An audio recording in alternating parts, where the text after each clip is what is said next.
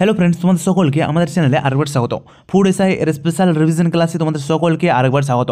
এখানে খুব গুরুত্বপূর্ণ 30টি প্রশ্ন রয়েছে। তোমরা নিশ্চয়ই কিন্তু কমেন্ট করে জানাবে যে কতগুলো প্রশ্ন ঠিক করতে পারলে, ঠিক আছে।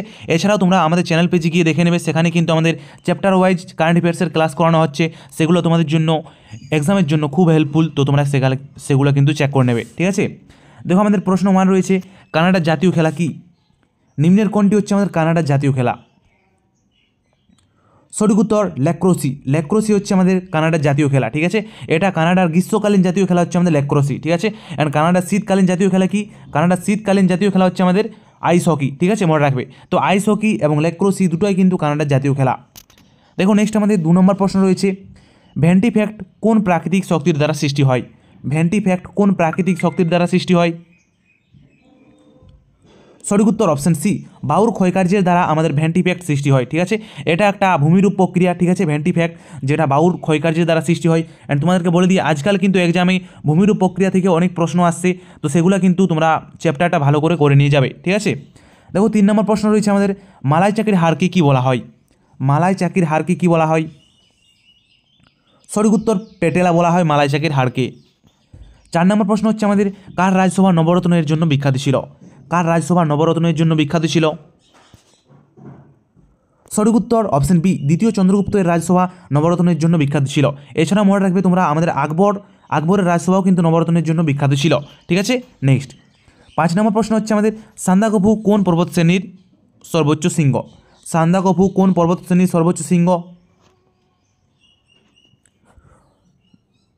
সঠিক উত্তর সিঙ্গালীলা। সিঙ্গালীলা পর্বত শ্রেণীর সর্বোচ্চ শৃঙ্গ হচ্ছে আমাদের সান্দাকফু। দেখো, নেক্সট আমাদের 6 নম্বর প্রশ্ন হচ্ছে, আন্দামান দ্বীপপুঞ্জের প্রধান বন্দর কোনটি? কোনটি হচ্ছে আন্দামান দ্বীপপুঞ্জের প্রধান বন্দর? সঠিক উত্তর অপশন ডি, পোর্ট ব্লেয়ার হচ্ছে আমাদের আন্দামান দ্বীপপুঞ্জের প্রধান বন্দর। 7 নম্বর প্রশ্ন হচ্ছে, কোন গ্রিক রাজদূত চন্দ্রগুপ্ত মৌর্যের রাজসভায় যোগ দিয়ে ভারত সম্পর্কে বিবরণ লিখেছিলেন? নিচের কোন গ্রিক রাজদূত চন্দ্রগুপ্ত মৌর্যের রাজসভায় যোগ দিয়ে ভারত সম্পর্কে বিবরণ লিখেছিলেন? তিনি হচ্ছেন মেগাস্তিনিস। এবং মেগাস্তিনিস যে বইয়ে ভারত সম্পর্কে বিবরণ লিখেছিলেন তার নাম হচ্ছে ইন্ডিকা। মোস্ট ইম্পর্ট্যান্ট একটা বুক, ভেরি ভেরি ভেরি ইম্পর্ট্যান্ট প্রশ্ন, ঠিক আছে। দেখো, নেক্সট 8 নম্বর প্রশ্ন হচ্ছে, বিশ্বে মাখন ও ঘি উৎপাদনে কোন দেশ প্রথম? বিশ্বে মাখন ও ঘি উৎপাদনে কোন দেশ প্রথম? সঠিক উত্তর অপশন এ, আমাদের ভারতবর্ষ বিশ্বে মাখন ও ঘি উৎপাদনে প্রথম দেশ, ঠিক আছে। অ্যান্ড তোমাদেরকে বলে দিই, ভারতের মধ্যে কিন্তু আমাদের ইউপিতে কিন্তু সবচেয়ে বেশি আমাদের দুধ উৎপাদন করা হয়। 15 থেকে 18% কিন্তু দুধ আমাদের ভারতবর্ষের আমাদের ইউপি থেকেই উৎপাদন করা হয়, ঠিক আছে। অ্যান্ড তোমরা মনে রাখবে যে আমাদের ভারতের দুগ্ধ উৎপাদন কেন্দ্র, মানে আমাদের দুগ্ধ গবেষণা কেন্দ্র কিন্তু আমাদের হরিয়ানার কার্নালে অবস্থিত, ঠিক আছে। অ্যান্ড ভারতের মিল্ক ম্যান অফ ইন্ডিয়া কাকে বলা হয়? মিল্ক ম্যান অফ ইন্ডিয়া বলা হয় আমাদের ভারতের ভার্গিস কুরিয়ানকে, ঠিক আছে। ডক্টর ভার্গিস কুরিয়ানকে বলা হয় ভারতের মিল্ক ম্যান অফ ইন্ডিয়া, মনে রাখবে। দেখো, আমাদের 9 নম্বর প্রশ্ন হচ্ছে, সোলার সিস্টেমের আবিষ্কারক কে? সোলার সিস্টেম বা সৌরজগতের আবিষ্কারক কে? তিনি হচ্ছেন আমাদের কোপার্নিকাস। সোলার সিস্টেমের আবিষ্কারক। দুটি নিউরনের মিলনস্থলকে কি বলে? দুটি নিউরনের মিলনস্থলকে কি বলা হয়? সঠিক উত্তর সাইন্যাপস বলা হয়, ঠিক আছে, মনে রাখবে। দুটি নিউরনের মিলনস্থলকে বলা হয় সাইন্যাপস, ঠিক আছে। এন্ড এখানে সাইন্যাপস এর মতন আরেকটি রিলেটেড বায়োলজিতে ওয়ার্ড রয়েছে, যেটা হচ্ছে আমাদের সাইন্যাপসিস, ঠিক আছে। তো মনে রাখবে, যখন দুটি হোমোলোগাস ক্রোমোজোম জোড় বাঁধার প্রক্রিয়াকে বলা হয় আমাদের সাইন্যাপসিস, ঠিক আছে। মানে যখন আমাদের কোষ বিভাজন হয়, ঠিক আছে, তো যখন আমাদের দুটি হোমোলোগাস ক্রোমোজোম পরস্পর জোড় বাঁধে, তখন সেই প্রক্রিয়াকে বলা হয় আমাদের কিন্তু সাইন্যাপসিস, ঠিক আছে। অ্যান্ড আরেকটি তোমাদের আছে সাইনোভিয়াল তরল। সাইনোভিয়াল তরল হচ্ছে তোমাদের যখন মানে দুটি অস্থি বা হাড়কে ঘর্ষণজনিত আঘাত থেকে রক্ষা করার জন্য কিন্তু আমাদের সাইনোভিয়াল তরল কিন্তু কাজে আসে, ঠিক আছে। তো এগুলো কিন্তু তোমরা মনে রাখবে। দেখো, পূর্বঘাট পর্বতের অপর নাম কি? পূর্বঘাট পর্বতের অপর নাম কি? সঠিক উত্তর হচ্ছে আমাদের মলয়াদ্রি। মলয়াদ্রি হচ্ছে আমাদের পূর্বঘাট পর্বতের অপর নাম, ঠিক আছে। অ্যান্ড তোমাদেরকে বলে দিই, পূর্বঘাট পর্বতের সর্বোচ্চ শৃঙ্গ হচ্ছে আমাদের জিন্দাগাদা, যার উচ্চতা আমাদের প্রায় 1607 মিটার, ঠিক আছে। জিন্দাগাদা 1690 মিটার, ঠিক আছে। অ্যান্ড আগে কিন্তু আমাদের জিন্দাগাদা ছিল না, আগে কিন্তু পূর্বঘাট পর্বতের সর্বোচ্চ শৃঙ্গ ছিল আমাদের মহেন্দ্রগিরি, ঠিক আছে, মনে রাখবে। মহেন্দ্রগিরি পূর্বে কিন্তু আমাদের পূর্বঘাট পর্বতের সর্বোচ্চ শৃঙ্গ ছিল, বাট বর্তমানে রয়েছে আমাদের জিন্দাগাদা। দেখো, নেক্সট 12 নম্বর প্রশ্ন হচ্ছে, কোন শাসককে কবিরাজ আখ্যা দেওয়া হয়? কবিরাজ আখ্যা দেওয়া হয় কোন শাসককে? Very very very very very important, 10টা স্টার মার্ক দিয়ে রাখো। কবিরাজ আখ্যা দেওয়া হয় কাকে? তিনি হচ্ছেন সমুদ্রগুপ্তকে কবে রাজা আখ্যা দেওয়া হয়? সমুদ্রগুপ্ত আমাদের কাছে কিন্তু খুব গুরুত্বপূর্ণ, ঠিক আছে। সমুদ্রগুপ্ত ইম্পর্টেন্ট নয়, পুরো গুপ্ত এম্পায়ারই কিন্তু আমাদের কাছে খুব গুরুত্বপূর্ণ, ঠিক আছে। তো মনে রাখবে সমুদ্রগুপ্তের কবিরাজ ছাড়াও তার বিভিন্ন উপাধি ছিল, যেমন কী কী ছিল? তাকে বলা হয় লিচ্ছবিধত্তর, তাকে বলা হয় লিচ্ছবিধত্তর, মনে রাখবে। তাকে বলা হয় বিক্রমাঙ্ক, তাকে বলা হয় মহাপরাক্রমাঙ্ক, ঠিক আছে। তাকে বলা হয় সর্বরাজ্য ছেত্তা, অ্যান্ড তাকে আবার ভারতের নেপোলিয়ানও বলা হয়। ঐতিহাসিক ভিনসেন্ট স্মিথ তাকে ভারতের নেপোলিয়ানও বলেছেন, ঠিক আছে। অ্যান্ড তার আরও নিকনেম রয়েছে, যেমন রয়েছে আমাদের অপ্রতিরথ তারই কিন্তু নিকনেম, ঠিক আছে।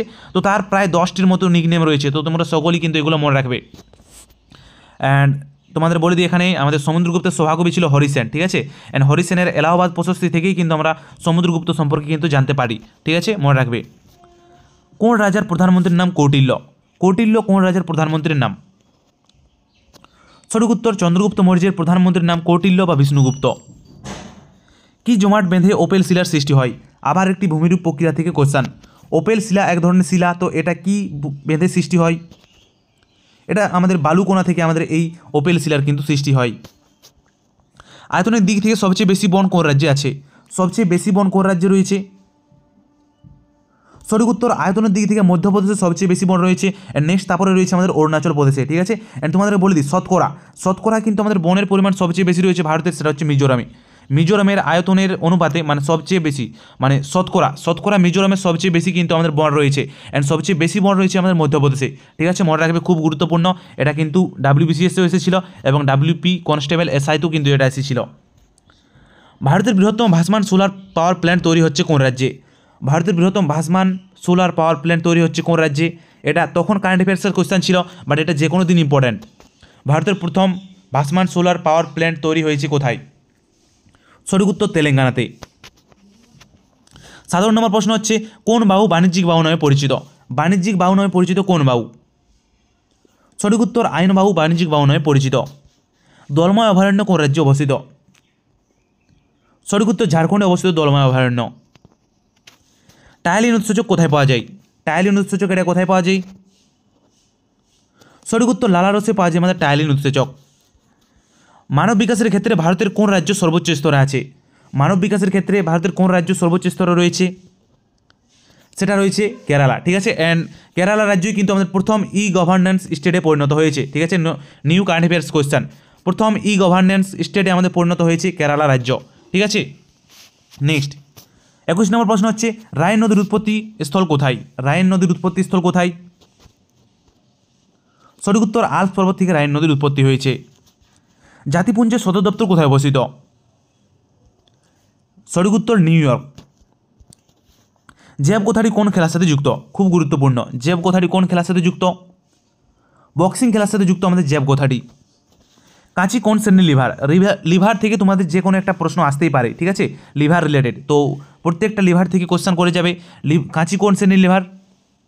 কাঁচি হচ্ছে আমাদের প্রথম শ্রেণীর লিভার। পৃথিবীর অষ্টম আশ্চর্য কোনটি? কোনটি হচ্ছে পৃথিবীর অষ্টম আশ্চর্য? সঠিক উত্তর অপশন বি, বরবুদুরের স্তূপ হচ্ছে পৃথিবীর অষ্টম আশ্চর্য, যেটা আমাদের ইন্দোনেশিয়াতে অবস্থিত, মনে রাখবে। ইন্দোনেশিয়াতে অবস্থিত বরবুদুরের স্তূপ, যেটা পৃথিবীর অষ্টম আশ্চর্য। চৌম্বক আবেশের একক কি? চৌম্বক আবেশের একক কি? সেটা হচ্ছে ওয়েবার। ওয়েবার হচ্ছে চৌম্বক আবেশের একক। প্রথম কাগজ ব্যবহার করে কোন দেশ? কোন দেশ প্রথম কাগজ ব্যবহার করে? সঠিক উত্তর চীন। চীন প্রথম কাগজ ব্যবহার করে। কোন পাহাড়ি অঞ্চলকে কুইন অফ হিল স্টেশন বলা হয়? খুব গুরুত্বপূর্ণ। কুইন অফ হিল স্টেশন কাকে বলা হয়? মুসৌরিকে বলা হয় queen of hill station. Butterfly কথাটি কোন খেলার সঙ্গে যুক্ত? বাটারফ্লাই স্ট্রোক বা বাটারফ্লাই কথাটি কোন খেলার সাথে যুক্ত? সঠিক উত্তর সাঁতারের সাথে যুক্ত বাটারফ্লাই স্ট্রোক। অঙ্কর ভাট মন্দির কোথায় অবস্থিত? অঙ্কর ভাট মন্দির কোথায় অবস্থিত? কম্বোডিয়াতে অবস্থিত আমাদের অঙ্কর ভাট মন্দির, যেটা আমাদের সবচেয়ে বৃহত্তম কিন্তু হিন্দু মন্দির।